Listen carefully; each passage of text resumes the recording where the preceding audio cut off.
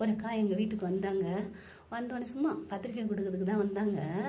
வந்த உடனே சொன்னாங்க, அவங்கள ஒரு 15 வருஷத்துக்கு முன்னாடி பார்த்தோங்க. அதுக்கப்புறம் பார்த்தா அன்னைக்கு தான் வந்தாங்க. ஏதோ பக்கத்து வீட்டுக்கு பத்திரிக்கை கொடுக்க வந்திருப்பாங்க அவங்களுக்கு. அப்படியே நாங்கள் இங்கே இருக்கிறத பார்த்துட்டு எங்கள் வீட்டுக்கு வந்தாங்களா.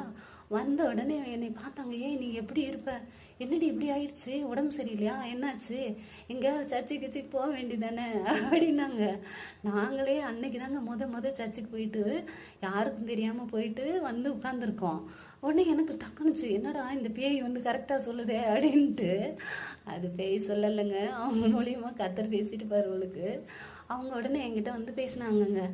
நம்ம ஒவ்வொருத்தவங்கள பார்த்தோன்னே எல்லாத்தையும் கொட்டிடணும்னு தோணும். சில பேர் பார்த்தா இவங்ககிட்டலாம் என்னத்துக்கு சொல்லிக்கிட்டு அப்படி தோணும் இல்லையா. அவங்கள பார்த்தோன்னே எனக்கு அப்படியே செத்து போன உயிர் திரும்பி வந்த மாதிரி இருந்தது. உடனே என்னோட கதையெல்லாம் கொஞ்சம் சொன்னேன்னா உடனே என்னை பார்த்தாங்க. நெடி முடியெல்லாம் கொட்டி போச்சு, மூஞ்செல்லாம் இப்படி ஆயிடுச்சு, எப்படி இருப்ப, உனக்கு எதுக்குடி இவ்வளோ வேதனை அப்படின்னு சொல்லி என்கிட்ட பேசியிருந்தாங்களா. நானும் சரி ஒரு ஆள் நமக்கு கிடச்சிட்டாங்கப்பா அப்படின்னு சொல்லி மொக்க போட்டுக்கிட்டு இருந்தேன்னா. அப்புறமா அந்த அக்கா சொன்னாங்க, ஆட எல்லாத்தையும் தூக்கி போடு, கழுதி எண்ணத்தை கொண்டு வந்தோம், எண்ணத்தை கொண்டு போக போகிறோம், தூக்கி போடுறீ, நாங்களாம் இருக்கலை, அப்படியே நெருப்புனா சுற்றுவா போகுது, ஆமாம் அப்படிதான்டா அப்படின்னு சொல்லிட்டு கிளம்பி போய்கிட்டு உன் வாழ்க்கையை பாரு, தூக்கி போடுறீ. அவங்க வந்து சில பேரை உதாரணத்துக்கு சொன்னாங்க. அவங்கள பார்த்தீங்களா, இவ்வளோ பார்த்தியா, அவங்களாம் இருக்கும்போது நீ ஏண்டி சாகணும் அப்படின்னு சொல்லி கேட்டாங்களா. அப்போதாங்க எனக்கே அப்படியே வந்தது, ஆமாம் அப்படின்னு.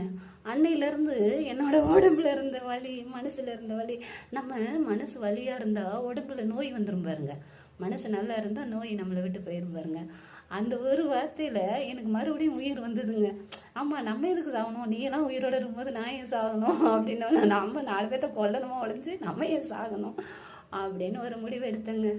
அது என்ன, இதுக்கு என்ன அந்த கதை அப்படி தானே சொல்கிறீங்க. ஒரு வார்த்தையில் நம்ம சாகிற நிலைமைக்கு போயிடும், இன்னொரு வார்த்தை உயிர்ப்பிக்க வச்சிருது. அது தாங்க ஏசப்பா சொல்லியிருக்காரு. அப்படியே போன இப்படி ஒரு பாட்டு பாடுறேன் கேளுங்க. பச்சை பசும் புல்வெளியில் என்னை பந்தி அமர செய்தவரே,